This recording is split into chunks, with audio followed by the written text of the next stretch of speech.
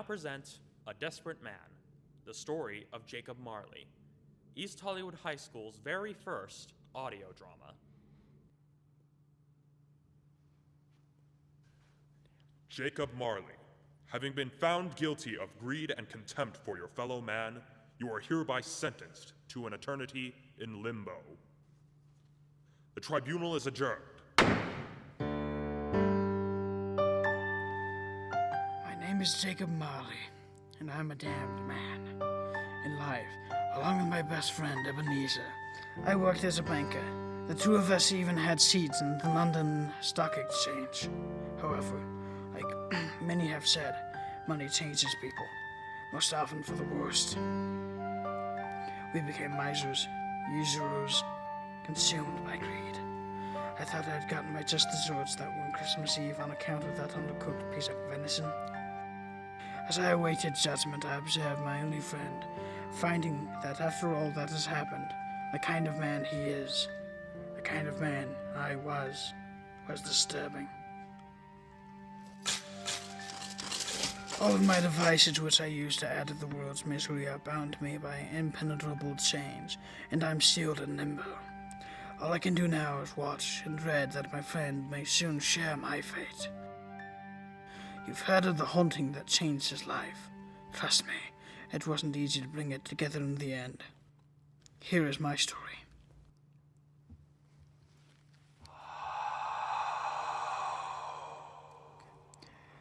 All I could do was watch as Ebenezer lost what was left of his soul. In him I saw the man I once was, and then saw the man he would become. I knew that something must be done. Using all my strength, I hobbled to the tribunal, where all souls are tried and sentenced to either bliss or damnation.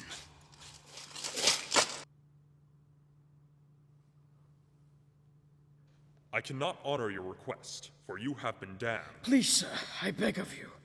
I wish to save my only friend from this fate.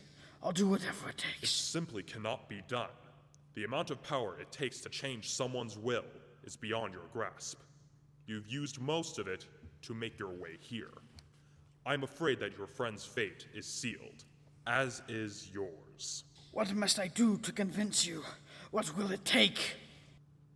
Seeing the desperation in your eyes, it seems that I am unable to convince you to abandon this endeavor. Fine. I shall allow you to haunt your friend in hopes of changing his life. Thank you, sir. Provided you can assemble all of the necessary pieces. Here. You still have a penance to carry out, but these chains shall allow you to venture as low as the innermost circles of hell, and as high as the kingdom of heaven. Do what is necessary to bring this to fruition, but you must never remove these chains. I understand, sir.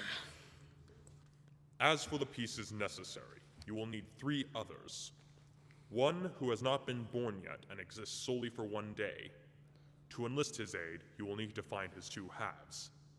As for the other 2, find the ones of fire and ice. I can tell you no more. Very well, sir. By your leave, then. Are you sure this is wise? This is how changing your natural hard is no easy task. I see. As you command, Aura.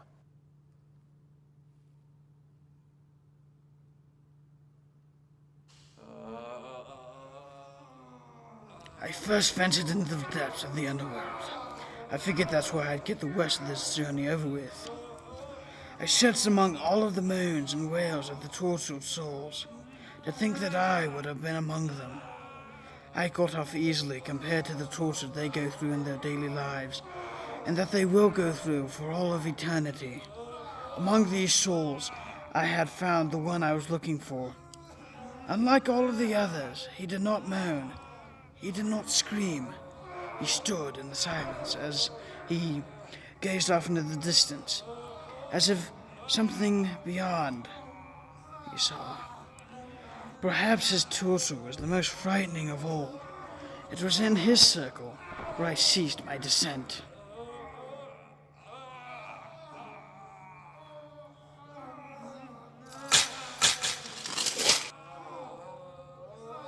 Spirit, you stand amongst those who wail from their torture, and yet you are silent. Might I inquire why? Screaming adds nothing but noise. All this noise. I chose not to add to it. Why have you ventured this far into one of the innermost circles of hell? What crime did you commit? I was a usurious miser. I was sentenced to dwell in limbo, perpetually staring at the world I left behind. Sounds nice. What of you? What travesty sentenced you to damnation? I slew my fellow men, women, children. All to silence the noise. The only time it ceased was when I preyed upon them. It was then that the silence I longed for came. As fitting punishment, I was sent to the noisiest area of the underworld, with no way to silence it. It wasn't just as a citizen, mind you. I was a soldier, you see. A foreign legionnaire. The wars, all the violence. 'Twas when I began hearing them. All the screaming, the moaning. I am cursed to hear these forevermore. What wars was it in which you fought? I do not recall any battles that resulted in such reactions. Hell is not bound to just one world. Neither are heaven nor limbo. All of the worlds in which there is justice. All souls end up here, tried by the tribunal, saved, or damned. All in the face of Aura. Aura? That is the name of the one that you may call your god. In my world, she is known as the Divine One. She? Guessing by your reaction, God is a man in your world.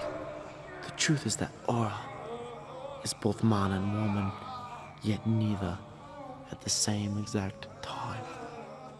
I see. I digress. State your business here. I've come to offer you a chance at redemption. Redemption? I wish to save a friend of mine. What is in it for me? Do this, and I will take your place in hell. Tempting. But how can I trust you? How do I know you are not some specter sent here to torment me even further? What must I do to convince you? If you've made it here, then surely you must be able to go above. Yes. Enter the ethereal kingdom. You might know it as heaven and seek out someone by the name of Gracia. What do you wish to find out?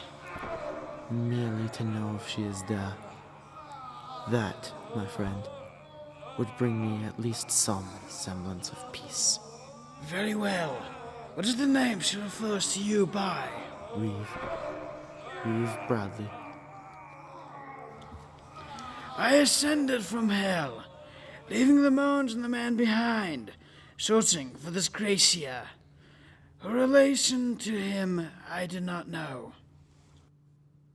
After that experience in the hell, I thought that this would be a comfort along the journey. Little did I know that this step would be the most arduous of all. It began when I stood before St. Peter himself. State thy business here. There is a spirit I wish to visit. And the spirit's name? Gracia. Which Gracia is the one you seek? The one who is associated with a man named Reeve Bradley. Bradley does appear, but he has been sentenced to hell. His only relative, that most likely being the Gracia you seek, has not died yet. In fact, she's not fated to die for another 10 years. 10 years? Precisely. You have no purpose in looking here. At that moment, it was as if he was hearing something. A voice on the breeze, if there was one. It seems that someone has been expecting you. This way. Unlike my surroundings, this room was darker than the blackest night. Soon, an apparition appeared before my eyes.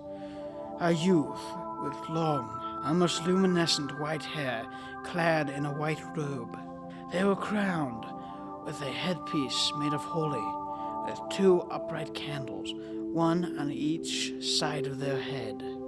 Their gender could have been anywhere between a young girl or an even younger boy.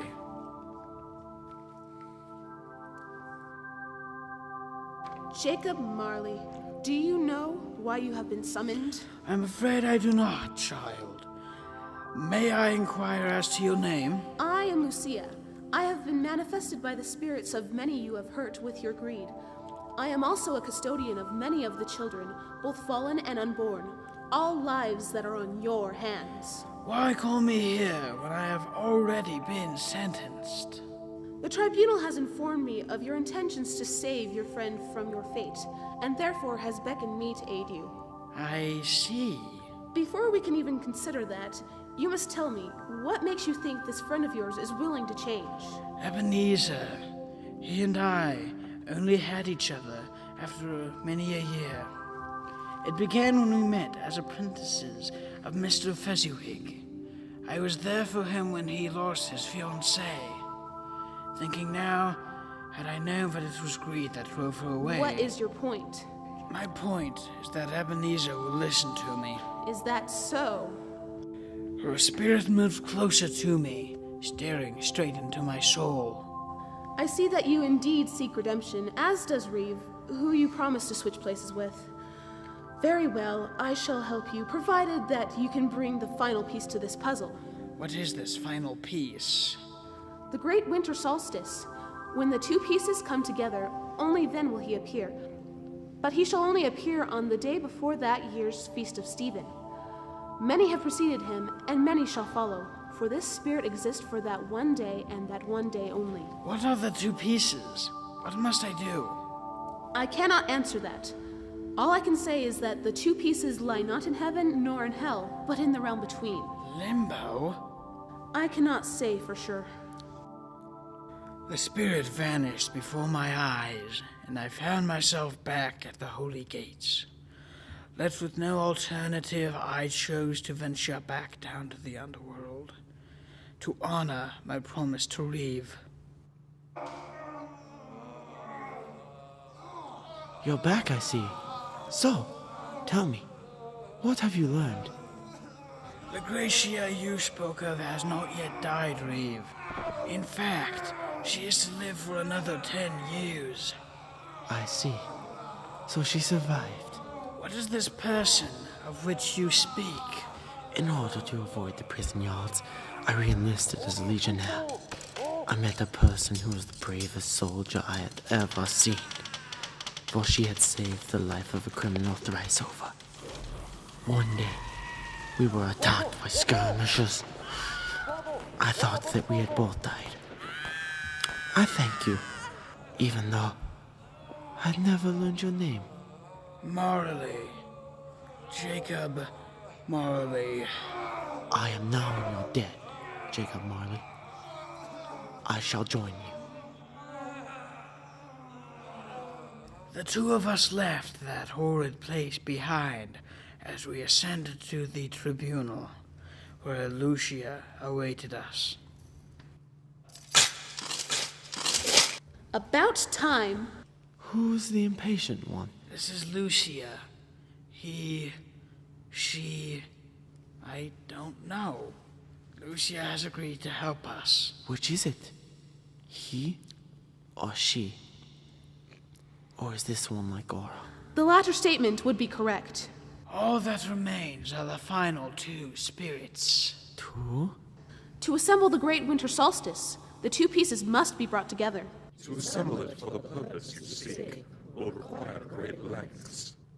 It was here that I came face to face with the supreme ruler of this and all the universes. At least, that is how Aura was described to me when I referred to God.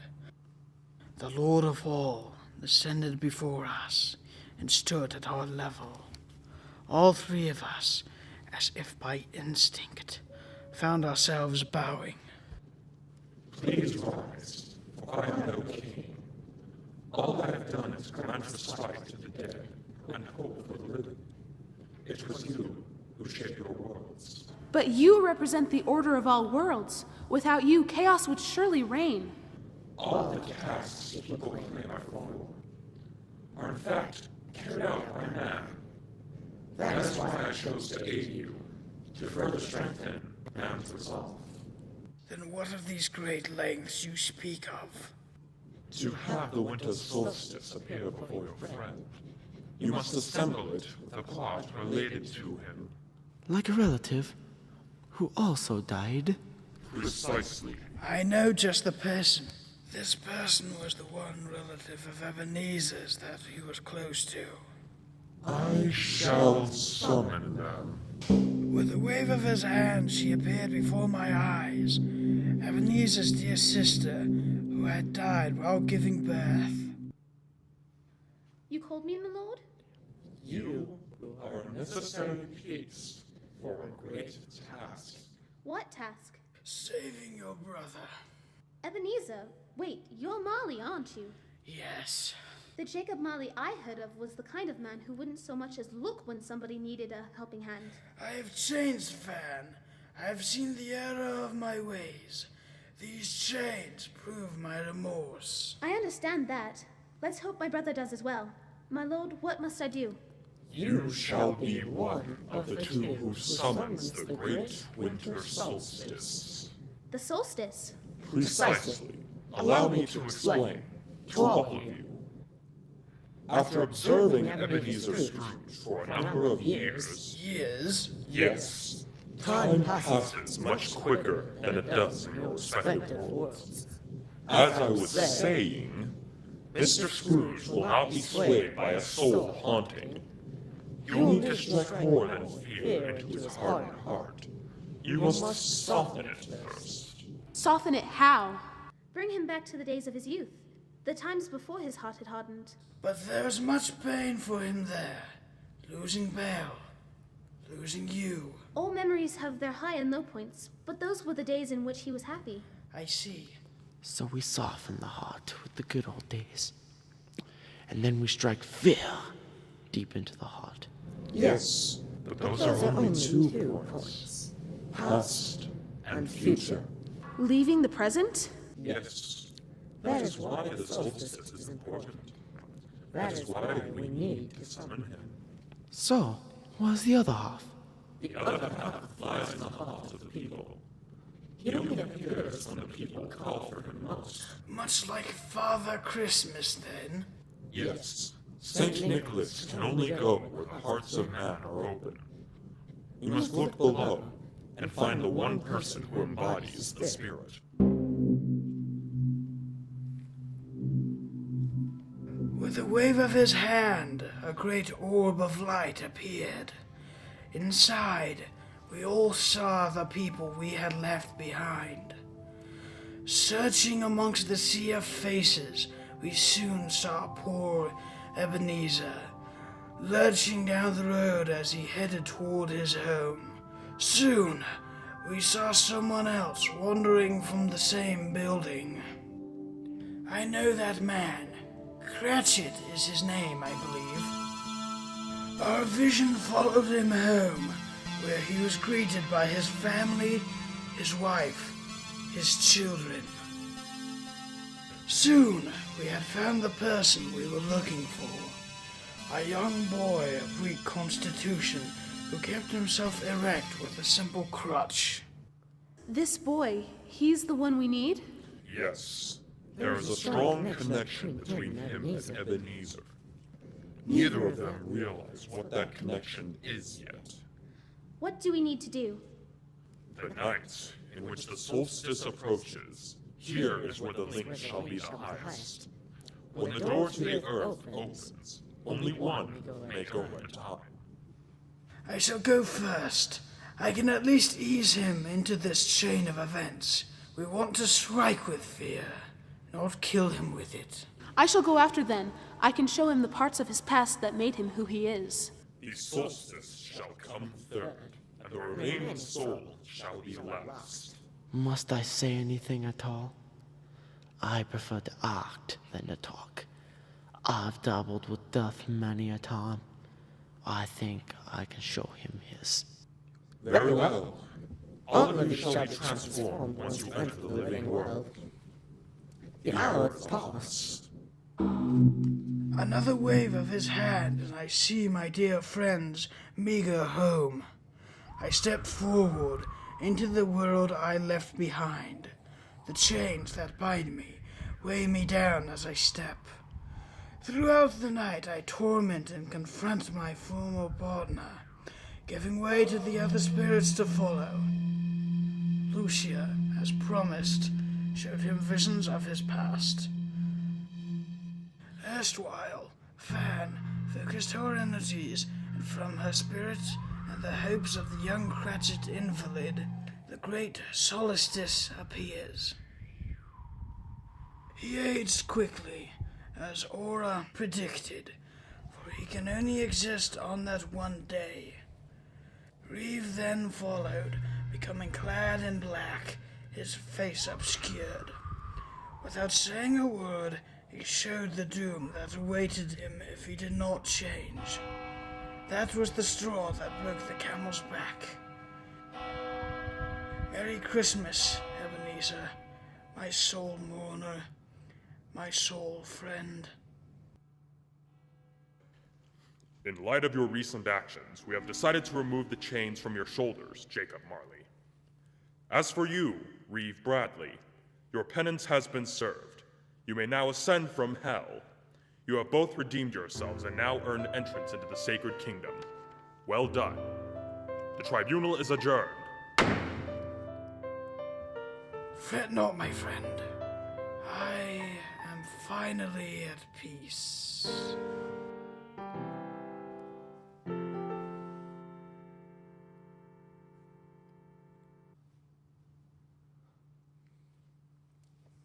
This has been A Desperate Man, the story of Jacob Marley. Special thanks go out to Kody McNabb, Holden Smith, and Brianne Bradley, and, well, myself, since I wrote the script and put it all together. We hope you've enjoyed it. Thank you.